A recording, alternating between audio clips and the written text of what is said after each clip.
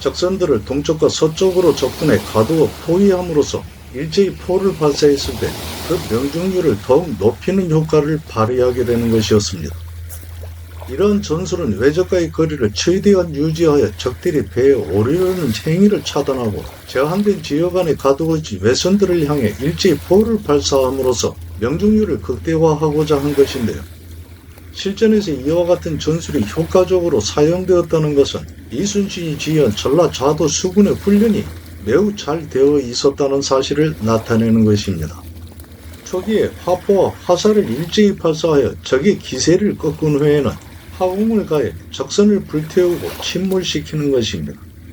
조선 수군의 일제 공격에 화살을 맞아 쓰러진 적군은 그 수를 헤아릴 수 없었고 바닷물에 빠져 허우적대면서 살고자 길을 다하는 적들 또한 부지기수였는데요. 일순간에 무너져 흩어진 외적들은 해안 절벽을 기어올라 도망해갔고 그 순간에도 뒤에 쳐져 다시 공격받을까 하여 두려워하는 모습이 역력했습니다. 좌부장 나강군수 신호가 왜군의 대선 한 척을 공격해 파괴하고 외적 한 명의 머리를 베었는데 배 안에 흐트러진 물건 중에는 왜군 장수의 것으로 보이는 칼과 갑옷, 관복 등이 있어 지휘선 중 하나였을 것입니다. 당시에는 군궁의 평가를 배워온 적의 머릿수로 하였기 때문에 군궁을 삼고자 한다면 죽은 적의 머리를 베는 것이 필수적인 일이었습니다. 전투 중에 이러한 부가적 행위가 성공적인 작전 수행에 장애가 되는 것을 염려한 이순신은 그러한 행동을 자제할 것을 지시하기도 했는데요. 우부장인 보성군수 김득광 또한 대선 한 척을 파괴하고 포로가 되어 있던 조선인 한 명을 구출합니다. 임진란 당시 왜군은 포로가 되었거나 복종하는 조선인을 일본의 군사로 삼아 조선 군사를 공격함에 있어 보충병력으로 삼기도 했는데요. 전부장 흥양현감 배흥립이 대선 두 척을, 중부장 광양현감 어영담은 중선 두 척과 소선 두 척을, 중의장인 방답천사 이순신은 대선 한 척을, 우척후장 사도첨사 김한 또한 대선 한 척을 격파해 군공을 세웁니다. 주로 외적 장수가 탄 대선을 공격해 파괴함으로써 먼저 지휘 체계를 와해시키는 것인데요. 왜군의 소선은 조선 수군의 협선처럼 정찰과 연락, 전투 물자 등을 운반하는 보조선으로 쓰였을 것입니다. 우부기전 통장으로 보성군 군관인 보인 이춘은 금선 한 척을 공격해 깨뜨렸는데 이춘은 우부장인 보성군수 김덕강 예하에 속해 진영 우측에서 신속한 기동력으로 적을 추격하거나 공격하는 임무를 맡은 중간급 장수입니다. 보인은 당시 병역 의무자이지만 군에 들어가 직접 군역을 담당하지는 않는 대신에 배나 무명 등을 바쳐 병역을 실제 수행하는 군사들의 생활을 보조하는 역할을 하던 사람인데요. 이춘이 보인임에도 군사로 동원된 것은 그만큼 인적 자원이 부족했음을 나타내는 것이고 이춘이 무인으로서 그 자질이 뛰어났음을 의미하는 것이기도 했습니다. 발포 가장이 되어 육은장의 임무를 맡은 이순신 이하 공관인 훈련봉사 나대용은 함성과 화포 제작 등 자신 특기를 잘 살려 대선 두 척을 섬멸하게 되는데요. 육은은 적의 후방이나 측면을 기습 공격하는 별동대이고 가장은 임시 직책으로 발포 공관의 자리가 비자 이순신은 나대용을 그 가장으로 삼았던 것입니다. 훈련봉사는 병사들의 훈련을 담당한 총 8품의 하급 무관직으로 이순신은 나대용을 중용하여 그에게 화포와 함선 등의 개량과 제작을 위임하기도 했습니다. 후부장 녹도만호 정우는 중선 두 척을, 좌척후장 여도공관 김인영은 중선 한 척을, 좌부기준 통장으로 대리장수인 전봉사 유섭이 대선 한 척을 파괴하고 잡혀있던 조선 소녀 한 명을 구출하였으며 한우장 최대성은 대선 한 척을 격파했고 참태장 배영록은 대선 한 척을, 돌격장 이민영도 대선 한 척, 이순신과 함께 승선한 훈련봉사 변전소와 전봉사 기변성 등이 합세해 대선 한 척을 파괴했으니 출전한 전라좌도 수군의 어느 부대를 막론하고 외적에 대한 총체적인 공격에 가담해 성과를 내었을 만큼 조선 함대의 공격이 매우 체계적이고 통일적으로 이루어졌음을 알 수 있게 됩니다. 대리장수는 직책의 담당자가 자리를 비웠을 때 그 책임과 고난을 대신하는 장수로 당시 순천부사 권준이 전라도 관찰사 이광이 중의장이 되어 육지로 나가 있었기 때문에 유섭이 그 직책을 대신하고 있었고 한우장은 후부장 이하로 함대 후미의 방어를 주로 담당하는 직책입니다. 참대장은 사기 저하로 아군의 병력이 분산되는 것을 차단함과 더불어 포위망을 벗어나 도주하는 적의 세력을 추격하여 최후의 일격을 가하는 임무를 맡은 장수입니다. 출전은 모든 장수에게 승리의 공을 나누고자 하는 그 마음이 엿보이기도 하는데, 이순신은 이 외에도 함께 출전한 경상우도 장수들이 외선 5척을 격파하고 조선인포로 1명을 구출했음을 알리고 격침한 외선 26척 모두를 화포를 발사해 부수고 불질렀음을 보고합니다. 전라자도 장수들과는 달리 그 이름을 일일이 적시하지 않은 것은 경상우수사 원균을 배려한 행동이었을 것인데요. 전투에 있어서는 적의 허점을 찾아 먼저 그 기세를 제압하는 것이 승리의 관건이 되는 것입니다. 언제나 전장에 임해서는 전혀 망설임 없이 돌격하여 공격하는 이순신의 임전무태 정신은 그만큼 사전 준비를 철저히 한 무장으로서 그 결과를 하늘의 뜻에 맡기는 용기의 결과로 발현되는 것이었습니다. 이렇게 치러진 옥포해전은 조선 수군과 왜군과의 사이에 벌어진 첫 번째 해전이고, 조선 수군 최초의 승리라는 기본적인 의미를 뛰어넘어 참혹한 패퇴와 절망만이 존재하던 전장 속에서 한 줄기 환한 빛을 발산함에 피어오른 희망의 꽃이 되어 조선 곳곳에 용기와 그 의지를 전하게 됩니다. 외선 26척을 경멸하면서 바다에 있는 왜적들을 수장해 가는 동안 죽을 힘을 다해 육지로 기어올라 도망한 왜적들은 인근의 산으로 들어가 숲속에 몸을 감추고 웅크리니 그것을 바라보는 조선 군사 모두는 분한 마음을 사귀지 못하게 되는데요. 간악한 왜적들 손에 처참하게 죽임을 당한 조선인의 죽음을 수없이 바라보기도 했고, 그런 소문들을 귀에 모두 담지 못할 정도로 처절하게 많이 들어온 장수와 군사들의 마음은 한결같이 끌어올랐던 것입니다.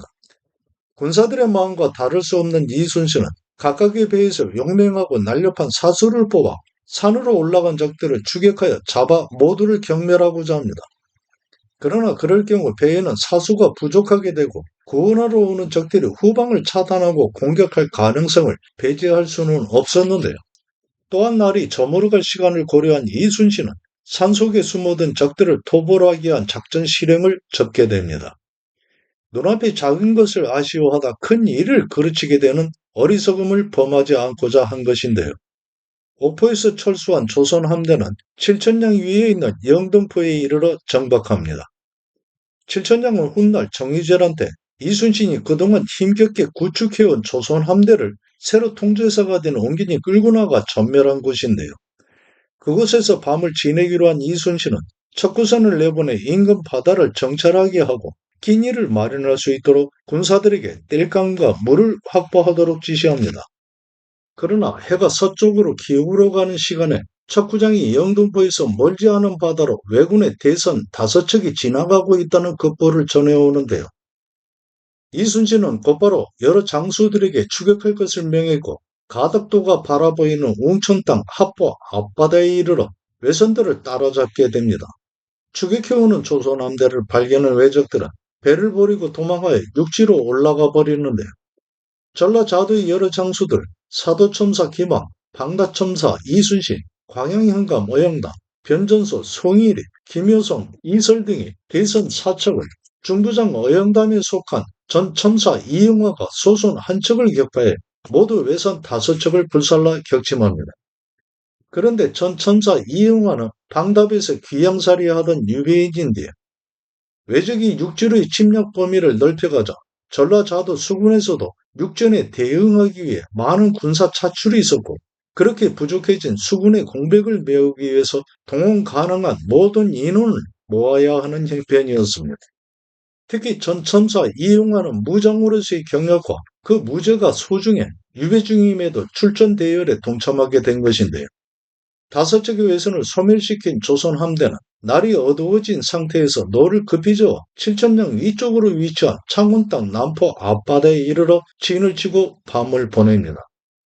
이렇게 적이 차지하고 있던 경상도 바다에 들어선 조선 함대는 먼저 거제도 주변 바다를 돌며 적선을 찾아 정탐하면서 발견하는 대로 격침해 간 것인데요.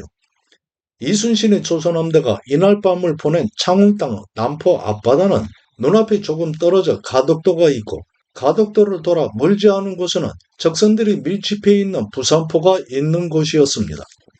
하루 동안에 치러진 옥포해전과 하포해전에서 모두 31척의 외선을 침몰시킨 조선 함대는 경상도 바다에 들어선 지 사흘째 되는 밤을 남포 앞바다에서 보내고 새벽을 지나 이른 아침이 되었을 때 북서쪽 진해 지세포와 고리랑이 일대에 외선들이 정박해 머무르고 있다는 보고를 접한 이순신의 즉각 출동 명령을 받게 됩니다.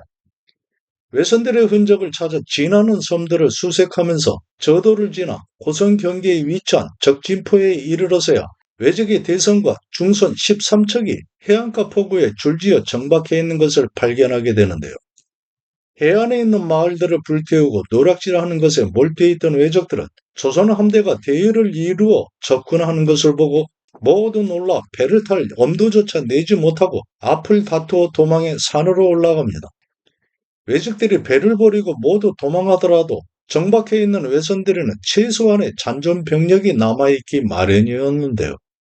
포구에 정박해 있던 외적의 대선 11척과 중선 2척 등 13척 모두가 집중된 화포 발사에 파괴되고 불에 타 바닷물 속으로 사라지게 됩니다. 이 적진포 해전에서도 귀양살이 중 출전해 동참한 전봉사 주몽룡 또한 후부장인 정운의 부대에 소속되어 중선 한 척을 격침하는功을 세우는데요. 신분에 관계없이 인재를 선발하여 그 재주를 발휘하게 한 이순신 용병술의 한 단면이었습니다. 아침 끼니도 그런 채 연속해 전장을 이동하면서 거듭되는 전투를 치르는 빼앗긴 바다를 되찾기 위한 강행군이었습니다. 이순신과 휘하의 여러 장수들 그리고 말단에서 모든 고초를 함께하며 진정한 의기를 다한 군사들이 벼랑 끝에 처한 나라의 운명을 되살리고자 하는 뚜렷한 흔적을 남겨가게 되는 것인데요. 전장을 수습하고 외적 패잔병들의 흔적이 사라졌음을 확인한 이순신은 군사들에게 늦은 아침 식사와 함께 잠깐 휴식할 것을 지시합니다. 그러던 중 물 건너 맞은편에서 아이를 등에 업고 산봉우리를 내려오면서 휴식하고 있는 우리 군사들을 향해 손짓하고 울부짖는 한 남자가 있었는데요. 그 모습을 바라본 이순신은 작은 배를 타고 가 아이 업은 남자를 실어오게 했고 무르니 귀하인 이신동으로 적진포 인근에 살고 있었는데 외적들로 인해 노모와 처자식이 뿔뿔이 흩어져 그 행방을 찾고 있는 중이었습니다. 당시 여진족이나 일본인 중에는 조선으로 귀화해서 가정을 이루고 사는 사람들도 있었는데요. 이신동은 말을 하는 중에도 노모와 처자식이 있는 것을 알지 못해 가슴 답답해하면서 슬피 울기를 그치지 않았습니다.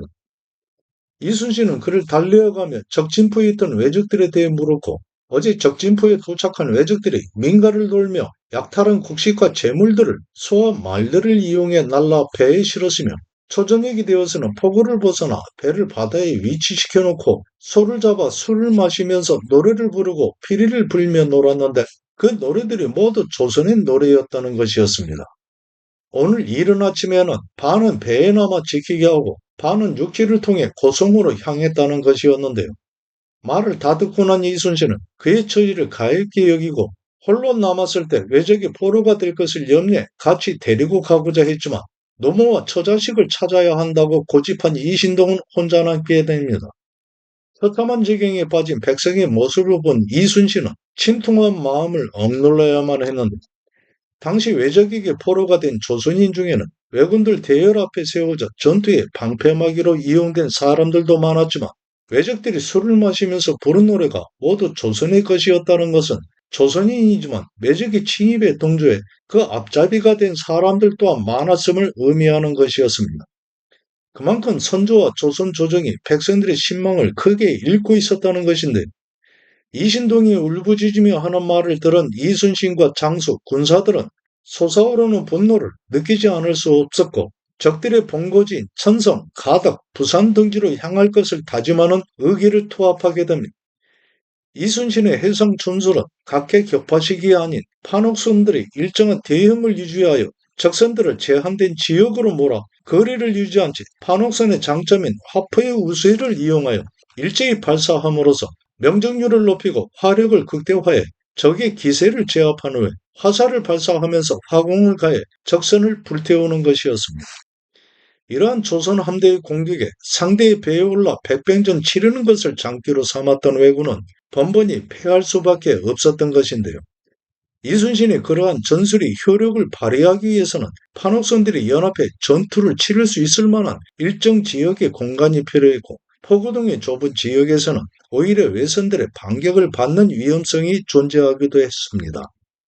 이역기 전라 우수영 함대는 적침포 해전을 치를 때까지도 아직 도착하지 않고 있는 상황이었는데요. 이순신은 이즈음이 되어서야 선조가 도성을 비우고 평안도로 향했다는 사실을 알게 됩니다. 나라의 현실이 그처럼 비통한 상황에 이르렀음에 눈물을 흘리며 통곡했는데요. 적진포 해전을 치른 다음 날인 5월 9일, 전라 자도와 경상우도 수군은 1차 출정을 마치고 정비와 보급 등을 위해 각기의 진영으로 돌아갑니다.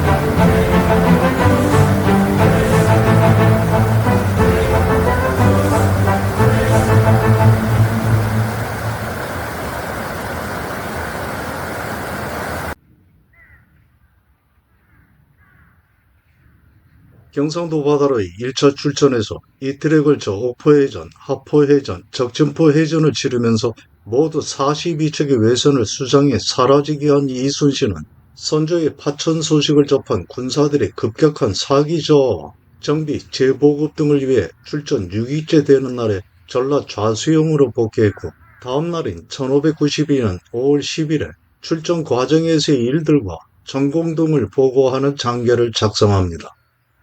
이 장계에서 이순신은 경상도 현지 백성들의 비참한 처지와 왜적들의 동태, 향후 왜적의 침입을 격퇴하기 위한 대비책 등을 말하면서 전장에 임해 옹균이 저지른 행위들에 대해서도 빠뜨리지 않고 기록했습니다. 그것은 한 사람의 잘못을 단순히 지적하기 위함이었던 것이 아니라 전쟁에서 승리하기 위해서는 장수의 그런 불합리한 행태가 반복되어서는 안 됨을 알리기 위했던 것이었는데요. 그러나 선조와 조정은 그랬던 옹균의 책임을 따져 조치하지 않고 그대로 방치함으로써 훗날 칠천량 해전에서 조선 수군이 괴멸하게 되는 결과를 초래하게 됩니다. 그런 불행한 결과에 이르게 된 것은 선조와 조선 조정이 상황을 판단하는 무능력한 인식과 더불어 분당을 이룬 당시 조선 정치의 부패함이 그만큼 넓게 퍼져 있었기 때문인데요. 그로 인해 겪지 않을 수 있었던 전란을 초래했고, 전라 좌수군보다 더욱 우세한 해상 전력을 보유하고서도 외적이 침략에 제대로 대응 한번 하지 않고 판옥선 등을 스스로 폐기 처분하고 도망한 경상우수사 옹균과 경상자수사 박홍 등을 군율에 따라 즉시 처분하지 않음으로써 외적을 피해 도망하는 것을 능사로 여기게 해 임진왜란 초기 외적의 세력이 더욱 불붙을 수 있도록 만들어 주었던 것입니다. 이순신은 장계에서 외적에게 포로되었다가 구출된 14세 어린 소년의 말을 통해 외적이 침략 초기 부산진 상황에 대해 말하기도 했는데, 이름을 윤백년이라 하는 14세 어린 소년은 처음에는 조선 군사로 징집되었다가 외적에게 포로된 경우였으니, 있던 군사들은 모두 도망하여 다급해진 당시 조선이 행한 군사 징집이 어떤 상태였는지를 잘 알게 해줍니다. 윤백년은 14세로 동네 동면 응암리에 살던 백성입니다. 아비는 다대포 수군 군졸이었으나 외변이 발생했을 때는 그 생사를 알지 못했습니다. 어미는 이름을 확인할 수 없는 양인이었지만 일찍이 죽었고, 친가와 외가 조부모 또한 알지 못합니다. 백년은 기장에 사는 새로 뽑힌 김진명 밑에 소속되었는데, 지난 4월에 왜적들이 부산포에 정박했을 때 김진명을 따라 부산진으로 가는 도중에 부산진이 함락당했다는 소식을 듣고 길을 돌려 기장현으로 가 성안으로 들어갔다고 합니다. 그러나 군사들이 모두 흩어져 도망해 윤백년 또한 김진명을 따라 그의 집으로 가 하룻밤을 보냈는데 우연히 길에서 아비와 피나는 친척들을 만나게 되어 현 경기에 있는 운봉산으로 들어가 숨어 지내던 중에 산중으로 쳐들어온 외적들에게 붙잡혀 형 복룡과 함께 부산진성으로 끌려갔고 그곳에서 형과는 떨어져 혼자 외적의 배에 태워져 김해부로 가 며칠을 머물다가 율포로 왔고 7일 새벽에 옥포로와 정박하던 중에 우리 수군의 공격을 받아 어쩌지 못하던 중에 서로 말이 통해 구해지게 된 것입니다. 윤백년이 말하기를 우리 수군의 철항과 장전, 편전이 비 오는 듯이 쏟아지자 그것을 맞은 외인들은 즉시 바닥에 쓰러지고 피를 쏟아내어 흥건했으며 갈팡질팡하면서 바다에 뛰어들기도 하고 산으로 도망하기도 했습니다. 소인은 말이 통해 산채로 구해지게 되었고 짐짝과 함께 가두어진 상태였기 때문에 다른 일은 잘 알지 못합니다. 하였습니다. 이처럼 흉악한 무리의 악한 행위가 극도로 행해지고 있어 이미 남은 사람들이 죽임을 당하였고 사로잡혀갔으며 약탈당했으니 이곳의 백성으로 온전하게 살아남은 자가 한 사람도 없는 지경입니다. 신이 해안을 따라 지나는 곳의 골짜기마다 난을 피해 숨어있는 사람들로 가득했고 신들이 타고 있는 배를 바라볼 때마다 어린아이부터 노인들까지 짐을 짊어지고 서로 이끌어가면서도 흘러내리는 눈물을 닦아내면서 슬프게 외쳐대는 모습들이 마치 다시 살아날 길을 찾은 것처럼 기뻐하는 형상이었습니다. 그들 중에는 소리를 질러 외적의 자취를 알려주려 애쓰는 사람들도 있었습니다.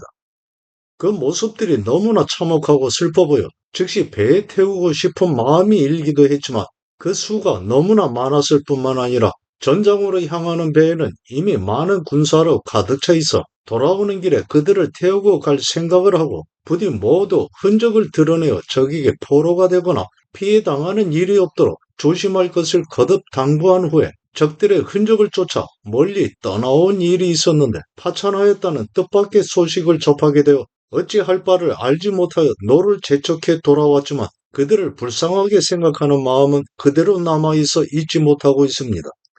그들은 난을 피해 숨은 지 오래되어 양식도 분명 다 떨어져 굶주림 속에 죽어갈 것이 틀림없을 것이기에 경상도 관찰사가 있는 곳에 공문을 보내어 마땅히 그들을 찾을 때까지 수소문해서 데리고 와 구해줄 것을 알렸습니다. 나라와 백성을 지켜야 하는 장수로서 보호받지 못한 백성들이 난을 피해 어렵게 삶을 지탱해가는 처참한 모습을 목도한 이순신은 평상시 상황을 냉철하게 판단하는 자신 본래의 자세를 잊어버리고 피난민들을 배에 태우고자 생각하기까지 했는데요. 그들을 데리고 오지 못한 안타까움이 그대로 남아 장계를 작성하면서 그랬던 피난민들을 생각하며 붓끝이 떨리며 마음으로 울고 있었을 이순신의 모습이 생생하게 떠오르기도 합니다. 이순신은 적진포 해전 이후에 경상도 바다에 더 머무르면서 적들을 찾아 전투를 벌일 생각이었지만 선조가 파천했다는 뜻밖의 소식에 급격하게 침몰해가는 군사들의 사기를 도외시할 수는 없었을 것입니다. 그런 마음의 변화는 이순신 또한 크게 다를 것이 없었을 것인데요. 그것은 선조 개인 안위에 대한 염려보다도 나라를 수호하려 하는 의지를 보이지 않고 도성을 비운 채 피난한 임금에 대한 실망과 배신감이었을 것입니다.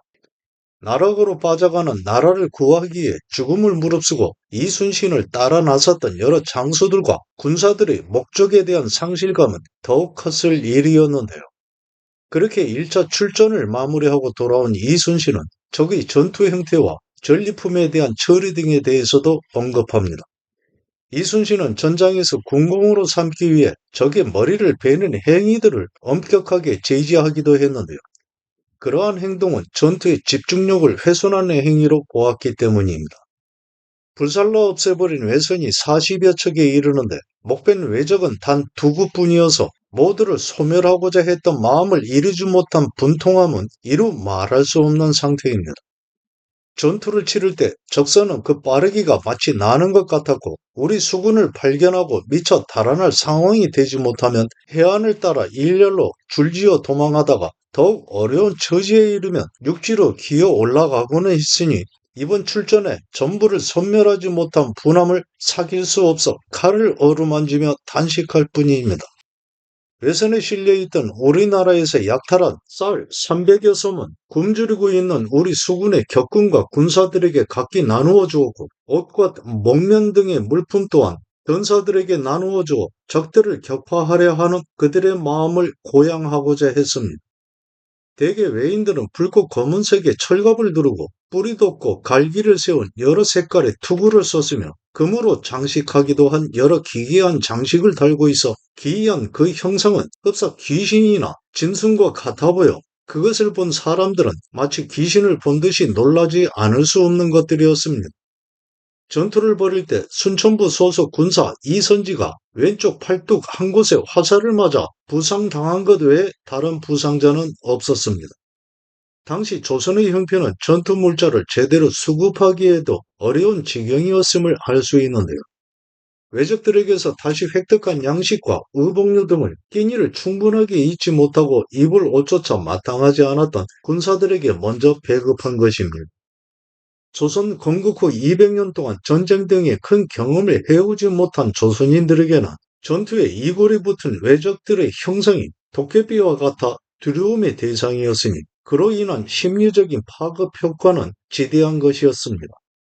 그런 괴물 집단에 맞서서 조선 수군이 한치의 망설임도 없이 오히려 무차별적인 공격을 가해 적들을 살상하고 경멸했으니 이순신이 이끈 조선 수군의 승리가 알려지면서 절대적인 패배 의식에만 젖어 있었던 조선 백성들은 다시 용기를 회복하게 되었고 그로써 선각자들을 중심으로 한 의병 활동이 곳곳에서 일어나게 됩니다. 이순신은 장계에서 원균의 잘못된 행동을 명확하게 다시금 지적하게 되는데 그것은 원균에 대한 개인적인 감정의 표출이었던 것이 아니라 칼을 잡은 손에 힘을 주어 전장에 임해 필사즉생의 정신을 신조로 삼았던 무장 이순신의 눈에는 그 누구라 하더라도 용납하지 못할 잘못된 행동이기 때문이었습니다. 이렇듯 이순신의 정신과 원균의 행태는 처음부터 섞일 수 없는 물과 기름이었는데요. 더욱이 한 진영의 군사를 이끌어야 하는 장수임에도 판단과 인식이 직책을 전혀 따라가지 못하는 수준의 사람을 그대로 방치한 선조와 조선 정치의 부패는 바로 임진왜란을 초래한 근원적인 병폐였습니다. 다만 경상우수사 원균이 그 진영의 전선 세척을 이끌고 와서 전라자도 여러 장수들이 포획한 외선을 향해 화살을 쏘고 탈취해 그 과정에 우리 두 군사가 화살에 맞아 중상을 당하는 지경에 이르렀습니다. 가장 잘못된 것은 주장인 우수사 원균이 휘하 군사들을 엄중하게 제지하지 않았다는 것입니다. 내부 통솔을 흐트리는 이런 막심한 행동은 질책하지 않을 수 없는 것인데 경상우도에 속한 거제현령 김준민은 바다에서 멀지 않은 그의 관내에서 연일 적과 교전을 벌이고 있음에도 주장인 원균은 김준민에게 급히 공문을 보내 빨리 합류할 것을 독촉했으면서도 정작 자신은 그 장소의 모습을 드러내지 않았으니 그런 행동에 놀라지 않을 수 없습니다. 최초 이순신이 전라자도 수군을 이끌고 경상도 바다에 진입한 다음 날인 5월 5일에 전라자도 수군과 잔존에 있는 원균의 경상우도 수군은 당포에서 합류하기로 약속되어 있었는데요. 그러나 원균은 그날 현장에 아무런 사전 연락도 없이 모습을 드러내지 않았습니다. 경상도로 구원하러 올 것을 요청해 오던 원균이 그 첫 번째 작전 계획부터 뭉그러뜨린 것인데요. 경상도 바다 사정에 익숙하지 않은 전라자도 수군을 먼저 안전지대로 안내하여 차후 전투를 모색할 수 있도록 행동해야 했음에도 전장에 임한 장수가 결코 저질러서는 안 되는 책임을 아무런 대책도 없이 방기해 버렸던 것입니다.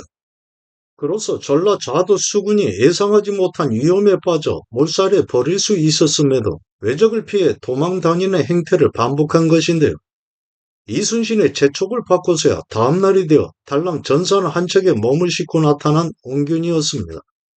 그랬던 원균이 자신 잘못을 만회하기 위한 수단으로 삼고자 했음인지 이번에는 전장에서의 수칙을 깨뜨리고 질서를 무너뜨리면서 이미 아군이 포획한 적선을 빼앗아 궁궁으로 삼기 위해 돌발 행동을 서슴지 않은 것인데요.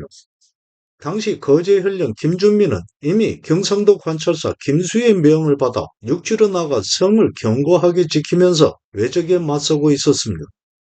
1592년 선조 25년 6월 28일 경상도 관찰사 김수가 서신으로 보고합니다. 경상 우수영에 조라포, 지세포, 율포, 영등포 등의 진이 이미 지키는 군사 한 명 없이 텅 비었는데 거제현령 김준민만 성을 지키면서 죽음을 무릅쓰고 있습니다. 우수사 원규는 수군의 대장이지만 여러 장수들과 함께 육지로 피신하였으며 우후 우웅신에게 창고를 불사르게 하여 200년 동안 비축해온 물건들을 하루아침에 사라지게 했습니다.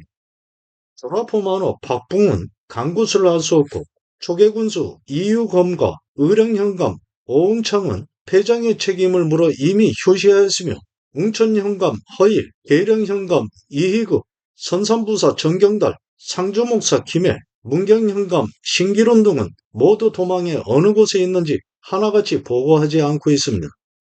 이렇게 지역을 지키기 위해 분투하고 있는 김준민을 원규는 자신 책임은 망각한 채 다그치고 있던 것인데요.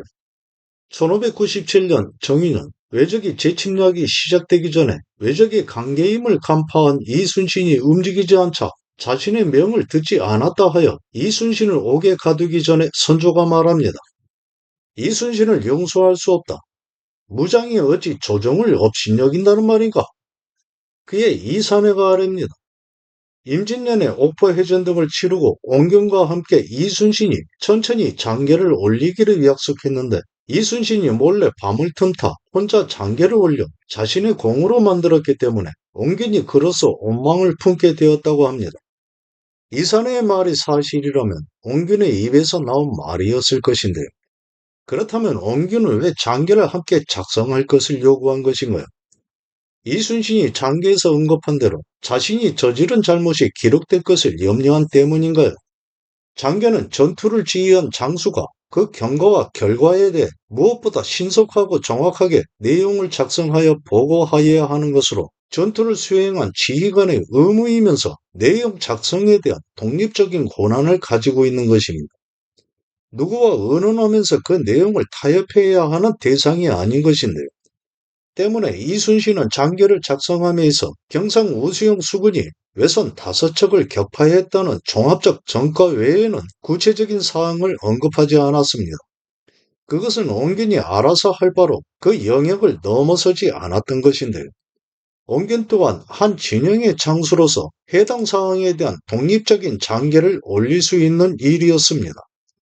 장계는 개인적인 기록이 아니라 어민이 조정으로 보내져 여러 사람들의 눈과 입을 통하게 되는 것이기에 누가 누구의 공을 가로채 거짓된 사실을 기록할 수 없는 것이었습니다. 더군다나 양자 대조가 가능한 상황에서는 더욱이 거짓은 드러나기 마련이었는데요. 이순신은 장계에서 앞으로 왜적을 막을 방책에 대해 말했습니다. 신의 생각으로는 적을 막는 계책으로 수군이 진영을 갖춰 공격과 방어를 하지 않고 육지에서의 전투와 수송전을 준비함에만 치중하였기 때문에 수백 년 동안 쌓아온 국가의 기반이 무너지고 하루아침에 도적대 소굴이 되고 말았으니 이러한 생각을 할 때마다 목이 메어 말을 할 수가 없습니다. 적들이 만약 배를 타고 전라 좌도를 침범해 온다면 신은 죽음을 각오하고 해전을 통해 막아낼 것입니다. 그러나 육로를 통해 침범해 온다면 본도 수군의 여러 장수와 군사들은 전투에서 사용할 만한 말 한 마리가 없는 상황이니 대응할 계책을 세우기가 어려운 상황입니다.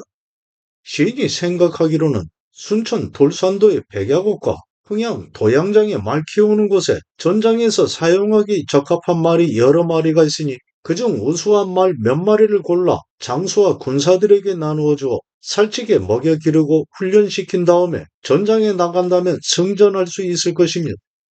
이것은 신의 생각만으로 처리할 수 있는 일이 아니지만 시급한 상황이기에 전라도 관찰사에게 그에 대한 협조를 당부하는 공문을 보냈습니다.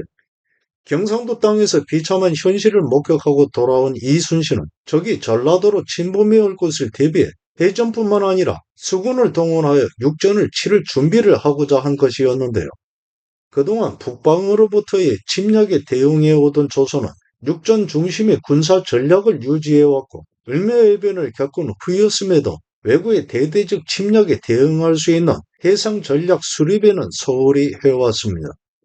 때문에 함선을 모아 규모를 이룬 진영을 갖춰 적과 해상에서 교전하여 차단하는 형태의 해상 전력은 수립하지 못한 것이었는데요. 이순신의 전라자도 함대가 경상도 바다로 가 외적을 경멸한 해전들은 그런 해상 전투의 시초가 되는 것이었습니다. 이순신은 외적 침략 초기에 경상도 수군들이 그와 같은 대응을 하지 못한 것을 전란의 참혹함을 더 키운 첫 번째 원인으로 파악한 것입니다.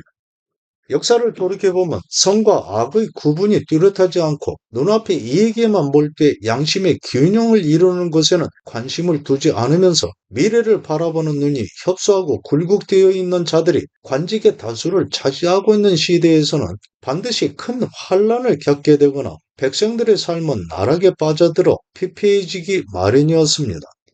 이러한 시대가 되어갔다는 것은 최고의 자리를 차지하고 있는 군주의 의식과 그에 따른 행태가 국가 사회를 좀먹는 기회주의자들이 주변에 빼곡히 들어찰 수 있는 여건을 만들어 주었기 때문인데, 이런 현상은 더럽고 지저분한 곳에 파리가 들끓게 되는 것과 같은 이치입니다. 이와 같은 이치는 지금의 시대로 해서 다를 것이 없는데요. 윗물이 맑아야 아랫물이 맑게 되는 자연의 이치는 인간 사회에도 그대로 적용되는 것입니다. 1592년 외적이 조선을 침략한 것은 조선 사회가 이미 침입해도 될 만한 충분한 여건을 조성해 놓았기 때문인데요. 조선의 중앙 정치는 이미 부정함과 부패로 얼룩져 시대의 건전한 가치를 찾아볼 수 없는 상태가 되어 있었고, 그런 중앙 정치를 그대로 답습한 지방 관리들 역시 분파의 이익에만 골몰해 있어 나라 살림을 건전하게 꾸려가야 하는 최선의 가치를 망각하고만 있었으니, 요직을 차지하고 있던 대부분 몰입애들은 일신의 안전만을 생각하고 모조리 도망했던 것입니다. 의로움을 포기하지 않고 죽음의 두려움을 물리치면서 외적들에 맞서 쓸쓸하게 죽어간 몇몇의 관리들과 백성들의 한은 지금도 혼백으로 살아남아 이 나라를 지키는 초석이 되고 있는 것인데요.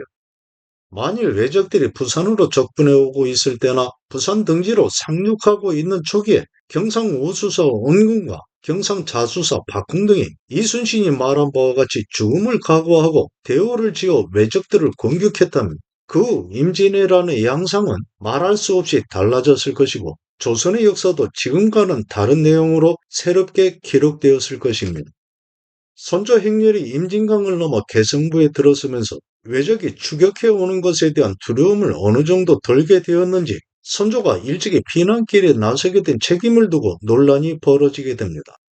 오직 선조가 고집하여 벌어지게 된 일이었음에도 잘못된 일에 대한 희생양이 필요하게 된 것인데요. 이산희와 유성룡이 영의정과 자의정으로 정승의 자리에 있으면서 선조가 피난하려는 것을 적극적으로 만류하지 않아 지금에 이르게 되었으니 이산해와 유성룡을 파직하라는 것이었습니다.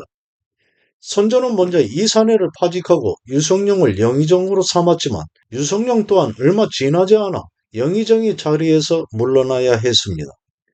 전란 중에 목숨을 구하기 위해 피난하는 와중에도 영의정, 좌의정, 우의정 등의 정승자리가 마치 비바람에 낙엽이 너풀거리듯이 공중을 떠돌았으며, 사람을 보내 경상도 전라도에서 군사를 징집해와서 구원할 것을 재촉했지만 오지 않는 군사들을 기다리느라 남쪽만 바라보고 있어야 했습니다.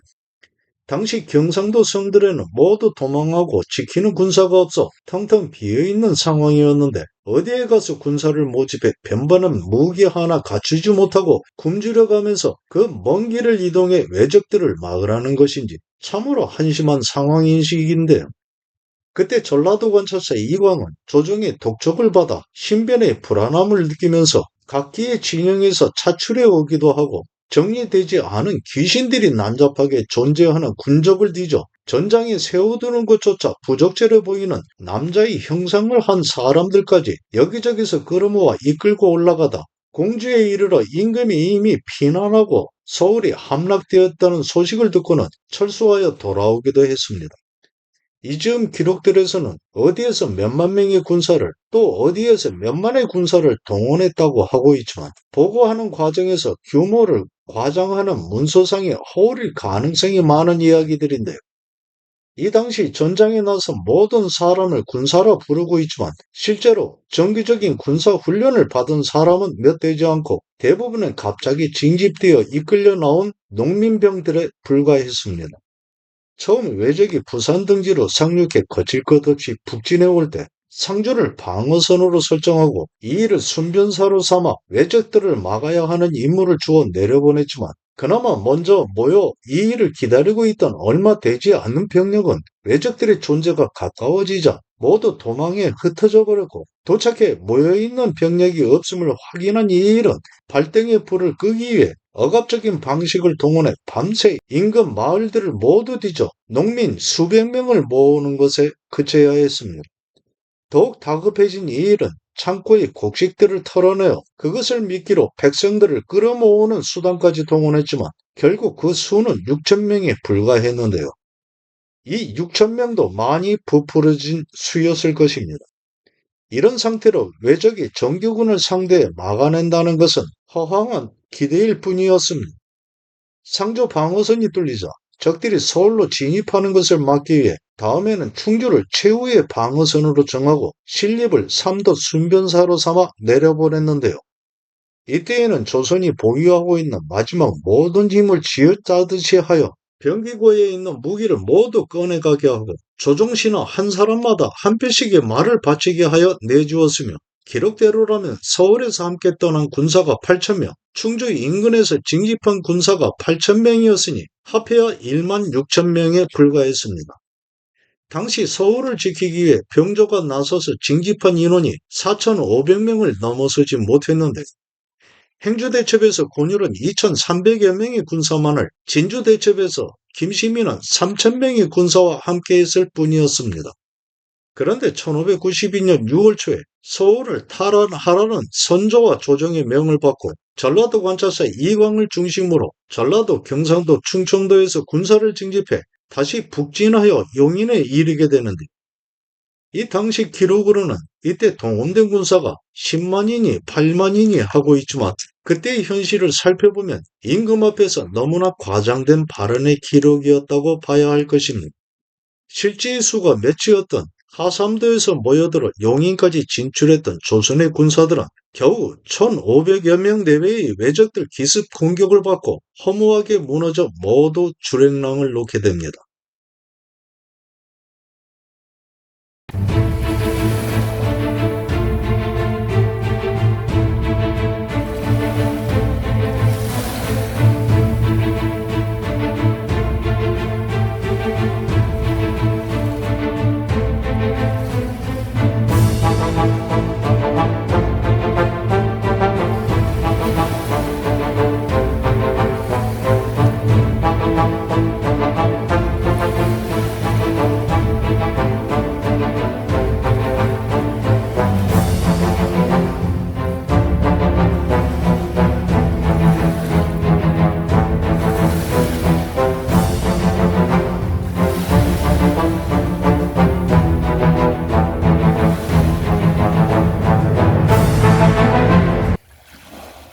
이순신이 경상도로의 출전 장교를 작성하고 있을 즈음인 1592년 5월 3일 개성부에 머물러 있는 선조가 말합니다. 적의 세력이 어떻든가? 적을 방어하지 못하고 이미 모두 후퇴했습니다. 적이 이미 한강을 넘었다는 말인가? 어제 저녁에 입성했다고 합니다. 그렇다면 여기에 있어서 못하겠는가? 속히 피하는 것이 좋겠다. 이곳에 더 이상 머무를 수 없다. 오늘은 이미 늦었으니 내일 조용히 움직여야 합니다. 아니다. 오늘 출발해 근교에 가서 자야겠다. 밤에 출발할 수는 없습니다. 사람들이 보면 반드시 두려워하게 될 것인데 그렇게 되면 뜻밖의 변이 생겨날 수도 있습니다. 날이 밝은 후 일찍 떠나야 합니다. 다른 말은 하지 말라. 속히 출발하라. 어쩔 수 없겠습니다. 등산을 거치지 않는 다른 길이 있는가? 용천에서 자비령으로 가는 길이 있지만 매우 험난한 길입니다. 평양에는 이룰 수 있는 길인가? 평양으로 가고자 하신다면 가능한 길입니다. 황해도 관찰사를 먼저 보내 인심을 수습하도록 해야 합니다. 사람들이 놀란다면 모두 흩어져 도망할 것입니다. 우성이 모든 일을 준비하도록 하라. 서울의 창고가 모두 다 타버렸으니 취할 것 없는 적들은 반드시 재촉해 이곳으로 올 것입니다. 그렇다. 속히 나가 일을 준비하라. 도성을 떠날 때 이미 옥문을 열었으니 지나는 곳마다 살인범과 도적을 제외하고는 모두 방면하는 것이 어떻겠습니까? 대신들과 의논해 처리하라. 선조는 기어코 개성부를 떠나 밤에 금교역에 도착합니다. 선조는 이미 여차하면 중국 땅이 돼 있는 요동으로까지 넘어가 망명할 생각까지 품고 있었는데요. 난을 당하게 되면 임금은 마땅히 싸움을 독려해야 하고 신하는 당연히 나라를 지키고자 목숨을 내놔야 합니다. 전하께서 만약 요동으로 건너가실 생각을 안 하신다면 신들이 어찌 살고자 하여 성을 지키지 않겠습니까? 신들은 천한이 초췌해지심을 볼 때마다 걱정되는 마음을 누를 길이 없습니다. 적병의 수는 얼마라든가 반은 우리나라 사람이라고 하던데 과연 그러한가? 확실히는 알 수 없습니다. 이즈음이 되어서는 임금을 호위하는 군사들도 하나둘 도망하고 말과 가마를 관리하는 인원들 또한 달아나 몇 명 남지 않게 됩니다. 사관원과 사헌부의 관원들마저 뒤로 쳐져 하나둘씩 없어지게 되는데 개성을 떠나 4일 후인 5월 7일에 선조는 평양에 도착합니다. 평양에 이르러 우선 두 다리를 펴게 된 선조가 명합니다. 내가 먹을 음식은 모두 생물로 만들 것이며 가지수도 많고 풍족하면서 먹을만하게 만들도록 하라. 또한 세자 이하 모두에게도 그렇게 해서 드리도록 하라. 백관들도 뒤를 따르면서 이동 중에는 배부르고 사치하게 먹지 못하는 형편이었는데요. 이 난리통에 굶주리는 백성들에게 생물을 바치게 하여 왕비와 세자, 왕자들, 그리고 자신 후궁들에게 모두 진수성찬을 만들어 바치라는 명을 내린 것입니다. 그 명에 따라 이날부터 선조와 함께 이동해온 후궁들과 왕자들 및 왕자의 부인들에게는 하루에 3끼니씩을 꼬박꼬박 차려바치고 그들의 시중을 들어야 하는 시녀와 나인들은 모두 2끼니만 먹어야 했습니다. 명분 없는 임금의 피난길을 뒤따라야 하는 것 중에 하나둘 뒤로 쳐져 공석이 되어 있는 관직을 새로운 사람으로 채우는 것도 버거운 일이었는데요. 임시로 대사관 직책을 수행하고 있던 행대사관 이헌국과 행대사원 김찬 그리고 그 밑에 간관들이 모여 더 이상 참지 못하고 집단으로 아랩니다. 부근이 막혀 외적들이 가득하게 쳐들어와 모든 거울이 소문만 듣고도 차례로 무너지고 있습니다. 모든 백성은 오직 전하만을 바라보고 있음에도 무모하게 파천을 결정하셨습니다.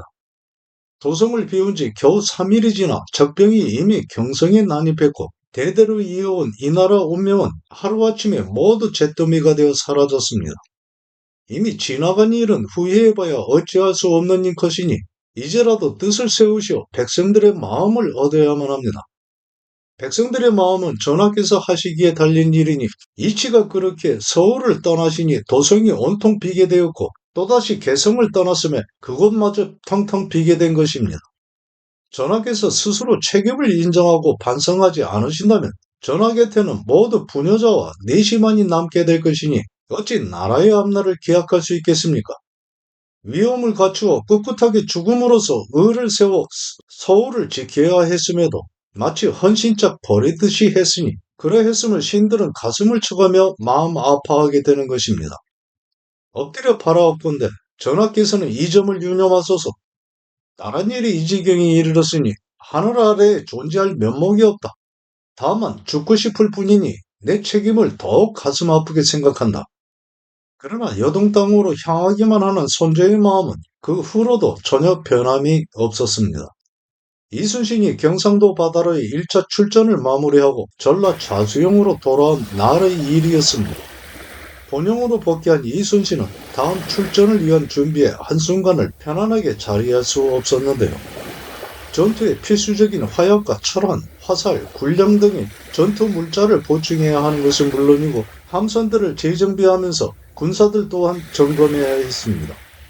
특히 화약을 제조하는 것은 은밀한 기술이었고 아무나 할 수 있는 일이 아니었으며 재료인 질산염을 얻기가 어려워 화약을 확보하는 일에는 시간과 노력이 더욱 필요했고 아무리 노력한다 해도 언제나 풍족하게 그 양을 취득한다는 것은 불가능에 가까운 일이었습니다. 철환과 화살 등도 마찬가지였는데요. 세무를 녹이고 주저하기 위해 필요한 자재를 수급하는 것에도 당시 형편으로는 분명한 한계가 있을 수밖에 없는 일이었습니다. 식량 또한 창고에 쌓아두고 마음껏 꺼내오기만 하는 간단한 일이 아니었는데요. 이 모든 것들은 군영에서 자급자족식으로 확보해야만 하는 것들이었습니다. 조선 관군의 존재와 지휘체계의 유명무실로 남쪽 각지가 초토화되어 가자 어기를 떨치고 일어나는 의병들이 일어나 파죽지세로 밀고 들어오는 왜적들을 상대로 물러서지 않는 전투를 벌여가게 되는데요. 그중 부산진과 동래성이 왜적에게 함락되고 1592년 4월 19일 김해성이 공격받게 되었을 때 김해부사 서예호는 수송전 초기에는 경상도 관찰사 김수와 경상우수사 온균, 경상우도 병마절도사 조대군 등이 도망하거나 방관하는 가운데 성안에 얼마 되지 않는 관군 그리고 송빈이 고향 친구들인 이대영, 김득기, 유식과 함께 이끌고 들어온 서울사람 수백인 등의 소수 방어병력만으로 10,000명 이상의 대규모의 왜군에 맞서 힘겨운 사투를 벌이게 되는데요.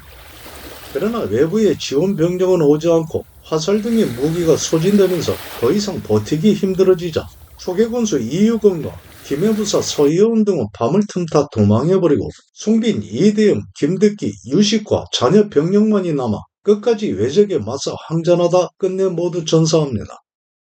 이들을 사충신이라고 하는데요. 기록에 남아있는 최초의 의병활동입니다.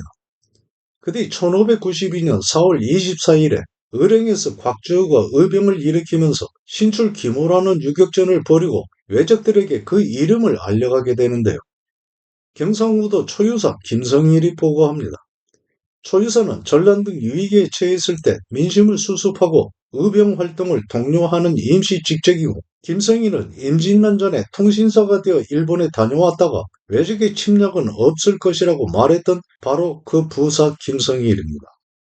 신의제는 마땅히 죽어야 하는 것이지만 특별히 용서하시어 살려주신 은혜를 입어 죽지 않았을 뿐만 아니라 초유하는 책임까지 맡겨주시니 시는 그 명을 받고 감격하여 하늘을 우러러 눈물 흘리며 왜적과는 같은 하늘에 살지 않을 것을 맹세했습니다.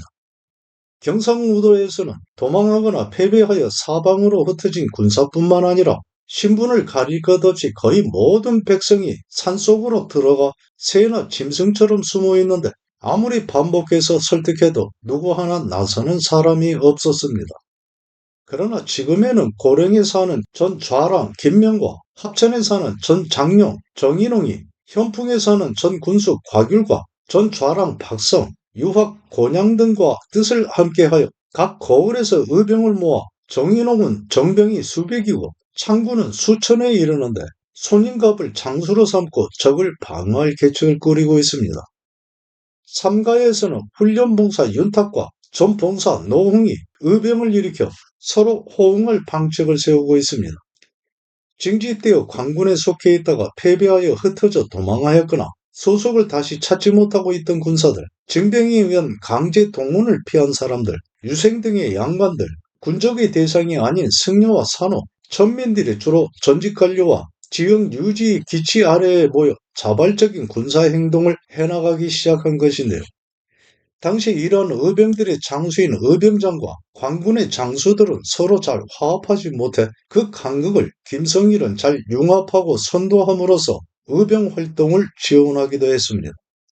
조선시대 군적 대상자는 16세 이상 60세 미만의 양인이 남성을 원칙으로 했고 따라서 농민들이 주 대상이 될 수밖에는 없었는데요. 이 대상에서 나이 든 부모가 있는 독자 등은 제외되었습니다. 임진란 당시 조선의 군정은 더욱 문란하여 정리되지 않은 군적으로 인한 부당한 군역 강요와 세금 징수 등은 백성들 온성을 더욱 키우는 한 원인이 되기도 했습니다. 여러 의병장 중에서도 곽재우는 다혈질적인 성품과 독특한 성향으로 돋보이기도 했는데요. 경상우도 초유사 김성일은 이에 대해서도 보고합니다. 목사를 지낸 과골의 아들로 의령에 사는 유생 곽재우는 일찍이 활쏘기와 말타기를 익혔고 집이 원래 부유했는데 전란이 발생했다는 소식을 듣고는 집안의 재산을 모두 쏟아부어 의병을 모아 그 밑에 꽤 많은 장사를 두고 있었습니다. 제일 먼저 군사를 일으켜 초계의 빈성에 들어가 병장기와 군량을 취해 나왔는데 합천군수 전현용이 도적으로 인해 관찰사와 병마 절도사에게 급히 알렸지만 도사 김영남의 말을 들은 관찰사 김수가 도적이 아님을 알고 신에게 알려 신이 공문을 보내 곽재호를 불렀더니 며칠 후에 단성현으로 와 보게 되었습니다. 신이 살펴보니 그 사람은 비록 담력과 용맹함은 갖추었지만 깊이 생각하지 않고 멀리 헤아려 보지 않아 아무런 대책도 없이 큰 소리를 높이기도 했습니다. 패배하고 도망한 수령이나 장수의 소식을 들으면 반드시 참수해야 한다고 말하는데 관찰사와 병마 절도사를 향해서도 불손한 말을 많이 하여 그를 비방하는 말들이 들끓게 되어 곽재우를 미친 도적이라고 말하기까지 합니다. 이렇게 위급한 때에는 이런 사람을 잘 설득해 자신의 역할을 하게 하면 도움이 될 것이기에 즉시 동현으로 가게 하여 돌격장이란 칭호를 주어 왜적들을 공격하게 하였더니 곽재우는 그 아비가 북경에 갔을 때 명나라 황제에게서 받은 붉은 비단으로 만든 공복을 입고서 밑에 장사들을 거느리고 의령령과 낙동강 주변을 거리낌 없이 다니면서 왜적을 발견하면 그 수를 막론하고 반드시 말을 치닫게 해 돌격하니 화살을 맞는 적이 많아 곽재우가 나타나면 감히 맞서 싸우지 못하고 퇴각하여 도주합니다. 왜적에게 포로되었다가 돌아온 사람이 말하기를 이곳에는 홍위 장군이 있으니 마땅히 피하고 조심해야 한다고 했다 합니다. 곽재우의 활약으로 의령현 사람들이 조금은 마음을 놓게 되었으니 그의 광망하고 경솔한 언행은 염려스럽지만 더욱 다독여 힘을 다할 수 있도록 신은 두고 살피고자 합니다. 대대로 부유한 집안의 후손이었던 곽재우는 외가 또한 부유했는데요. 부인은 상조 김씨로 조식이 외손녀였고 곽재우는 조식으로부터 학문을 배우고 익히면서 그의 선비다운 기품을 체습하게 됩니다. 조식은 퇴계 이항과 더불어 영남화포에 거두로 일찍이 관직을 멀리하고 초야에 묻혀 학문하기에만 몰두했는데요. 조식의 영향을 받은 곽재우 또한 처음부터 벼슬에 연연하지 않았고 임진왜란이 끝난 후에는 권모술수가 난무하는 현실 정치에서 더욱 멀어져 생활하다 1617년 광해 9년에 64세의 나이로 사망합니다. 곽재우는 어느 한 지역에 진을 형성하고 적을 맞아 전투를 치르기보다는 장소에 얽매이지 않고 자유로 이동하면서 적을 공격하고 철수하는 식의 유격전술 구사하기를 선호했습니다. 어차피 질 전투는 피해 다음을 기약하고 중과부적인 왜적을 상대로 지키는 싸움을 벌이는 것은 실리적인 일이 되지 못한다고 생각했기 때문일 텐데요. 당초 경상도 관찰사 김수가 왜적과 전투를 벌이지 않고 태강만 하는 것에 분노해 처음 의병을 일으킬 때 김수에게 경문을 띄워 그 잘못을 일일이 열거하며 장차 뵐 것임을 말하자 김수는 그 사실을 조정에까지 보고하여 곽재우의 그런 행동을 마치 역적인 듯이 말해 비변사의 여러 사람들도 의심할 정도로 강직한 성품을 누리려 하지 않았습니다. 곽재우 또한 김수의 그런 행동에 맞서 김수의 죄를 나열하여 상소문을 만들기도 했으니 처지가 곤란해진 김수가 김성일에게 곽재우의 기세를 가라앉힐 것을 말했던 것입니다. 진주에서도 유생이 중심이 되어 의병을 일으키고 있음을 말한 김성일은 경상도 내의 병마 절도사와 수군 절도사 등의 장수들이 적을 피해 흩어질 때는 창고에 있던 군량을 불태우는 것은 물론이고 전투를 대비해 쌓아두었던 무기들도 모두 폐기해버려 비록 의병을 모았어도 먹이지 못하고 나누어줄 병기조차 없어 그대로 다시 흩어져 버리지만 달리 병기와 군량을 구해낼 방도가 없음을 탄식하기도 했습니다. 이미 경상자도와 우도를 연결하는 길이 모두 끊어져 적들의 행방조차 파악할 수 없다고 한 김성일은 경상 우수용의 실정에 대해서도 말합니다. 경상 우수용은 수사인 옹균과 우후가 스스로 군용을 불사르고 우후는 간 곳을 알 수 없으며 옹균은 배 한 척을 타고 떠돌다 지금은 사천 해포에 은신하고 있는데 적군 수십 명 외에는 군사가 한 명도 없는 상태입니다.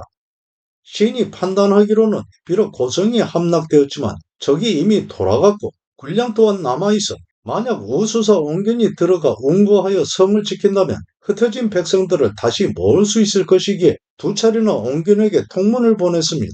그의 원균이 4월 19일에 성으로 들어갈 계획을 하고 고성형 경내에 배를 대었는데 전일에 있었던 왜적 100여 명이 배반은 우리 백성을 이끌고 와서 다시 성을 차지해 결국 들어가지 못했습니다. 임진강 방어선마저 무너져가고 선조는 평양성에 머무르고 있을 때 이순신은 경상도 바다로의 2차 출전을 준비하면서 전라우도 수군의 합류를 기다리고 있었습니다.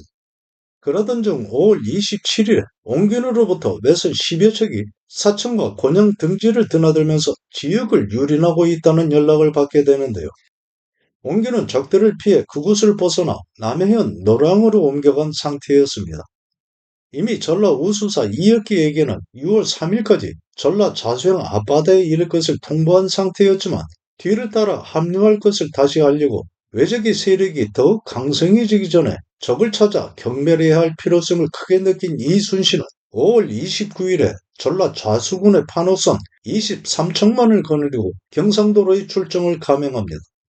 이번에는 우후 이문구를 남겨 자신이 자리를 비우는 전라 좌수영을 지키게 하지 않고 동행하게 하는데요.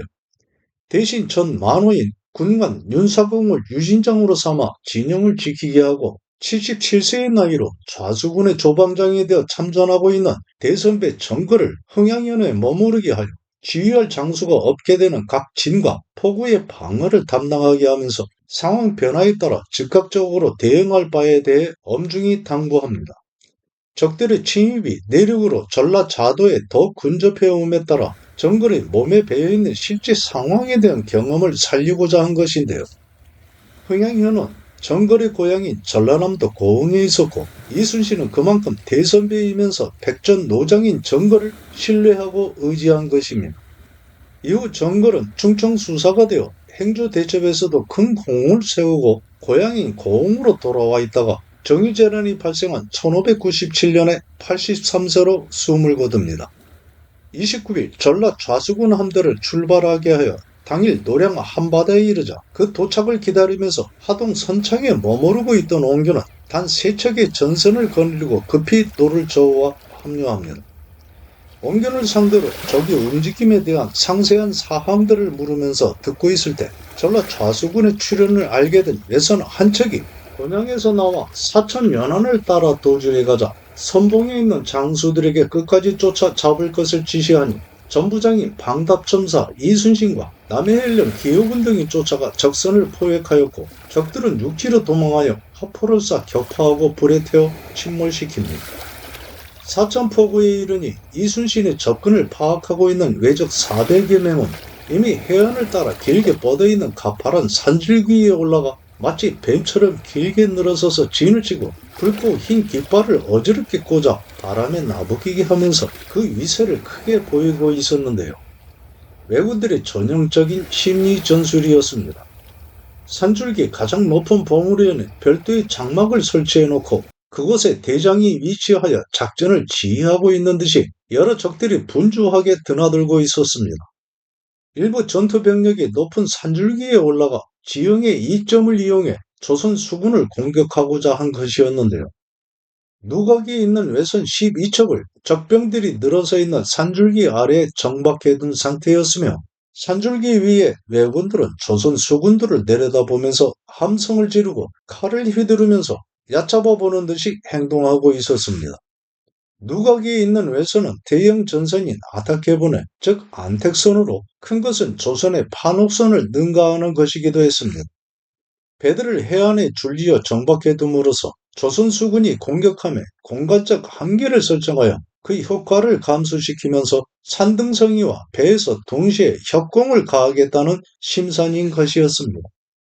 때마침 물때가 썰물이 진행되어 판옥선과 같은 큰 배가 해안 가까이에 이르는 것이 어려워진 시간이었는데 조선의 함선들이 모두 외선들을 향해 접근해갔지만 이미 물이 많이 빠져있어 화포와 화살이 사거리에 이르지 못해 공격하지 못하고 있는 상황에 날도 서서히 저물어가기 시작합니다.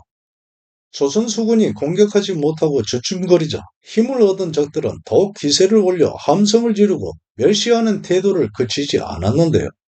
시간을 더 지체할 수 없었던 이순신은 장수들에게 신호를 보내고 뱃머리를 돌려 한바다로 빠져나갈 것을 명합니다. 적이 기세에 겁을 집어먹고 마치 후퇴하는 것과 같은 모습을 보여 적이 뒤를 쫓아 한바다로 나오도록 유인하려 한 것입니다. 조선의 전선들이 뱃머리를 돌려 제1리를 나아가지 않았을 때 왜적 200여 명은 산등성이에서 내려와 반은 배를 지키고 반은 언덕 아래에 모여 포를 쏘아대면서 승리에 찬 기운으로 한호성 지릅니다. 왜적들의 그런 의기양양한 노골적인 메시에 이순신은 입을 굳게 다물고 눈을 한 번 질끈 감아 뜯는데요. 왜적들을 한바다로 유인하려 했지만 배를 타고 뒤를 쫓지 않으니 생각을 바꾼 것입니다. 조류도 밀물로 바뀔 즈음이 되었고 왜적이 뒤를 쫓지 않아 그대로 철수했을 때는 적들의 사기만 도두어준 결과가 될 것을 걱정한 것입니다. 뱃머리를 다시 돌린 이순신은 깃발을 올려 거북선을 앞으로 나오게 하여 적선들을 향해 돌격할 것을 명합니다. 이 사천해전에서 이순신이 전란을 대비해 보다 전투용으로 개량한 거북선이 처음으로 출전한 것인데요. 거북선의 등은 두꺼운 판자로 덮어 적의 탄환이 뚫을 수 없게 만들었기 때문에 함대의 선두에서 적진으로 먼저 돌격하여 화포 공격을 가하게 한 것입니다. 이순신은 거북선에 대해 설명하기를 시인은 일찍이 섬나라 오랑캐가 침략할 것을 생각해 특별한 형태로 거북선을 제작했습니다. 앞머리는 용의 형상을 하여 입으로는 큰 화포를 발사할 수 있도록 했고 등에는 뾰족한 쇠못을 세웠으며 안에서는 밖을 볼 수 있도록 했으나 밖에서는 안쪽을 볼 수 없도록 했습니다. 비록 적선이 수백 척이라 하더라도 그 중앙으로 돌진해 화포를 발사할 수 있도록 만들었기에 이번 출전에서는 돌격장이 타도록 했습니다. 했는데 즉 거북선은 적진 중앙을 파고들면서 앞과 좌우 측면으로 화포를 발사하고 적진의 대열을 무너뜨려 기세를 제압하기 위해 특별히 만들어진 것이었습니다. 앞의 용머리 입과 후미 꼬리 밑에 화포 구멍을 만들고 좌우 측면으로 각각 6개의 구멍을 만들어 그곳에 천자총통, 지자총통, 현자총통, 황자총통 등의 당시 각종 화포를 모두 설치했는데 특히 천자총통은 가장 큰 화포로 화약 소모량이 너무 많아 당시에는 흔하게 사용할 수 없는 것이었습니다. 천자총통에 대장군전 등을 장전해 발사했을 경우의 파괴력은 적선에 큰 구멍을 내어 파괴할 정도로 대단히 컸는데요. 정박해 있는 왜적의 배들을 향하며 거북선에서 모든 화포를 일제히 발사하자 산등성이의 매선들, 그 주변에 진을 친 왜적들 또한 어지럽게 탄환을 발사하며 맞섰는데 쏟아지는 비처럼 남발하여 날아오는 적 탄환 사이로 왜적들 틈에 끼어 함께 조총을 발사하고 있는 조선인들의 모습이 이순신의 눈에 확연히 띄게 됩니다. 적들에게 포로가 되어 끌려다니면서 어쩔 수 없이 그 하수인 노릇을 해야 하는 조선인들과 스스로 왜적들에게 동조해 일본인 행세를 하는 조선인들도 많았던 것인데 이렇게 좁은 포구 안에서 벌어져간 사천해전은 왜적의 함선수가 대규모가 아니었음에도 조선 수군의 화포와 화살, 적들의 조총 탄환이 근접거리에서 분간할 수 없을 만큼 쏟아져 날아다니는 치열한 접전이 되고 있었습니다. 왜적들의 기세가 살아오르는 것을 용납할 수 없었던 충무공 이순신의 임전무태 정신은 해안의 적들을 모두 몰살하고자 하는 굳은 전투 의지가 되어가고 있던 것인데요. 그런 조선 수군의 맹렬한 공격에 감당하지 못하게 된 왜적들이 점차 물러서기 시작하자 이번 출전에서는 우척구장이 된 사도첨사 김한은 적들 틈에 섞여있던 조선의 어린 소녀 한 명을 구출했고 참태장인 전첨사 이용화는 쓰러진 왜적의 머리를 적들이 보는 앞에서 베어내니 하나 접근하지 못하는 왜적들은 멀찍이 떨어져서 발을 구르고 소리 지르며 크게 울부짖을 뿐이었습니다.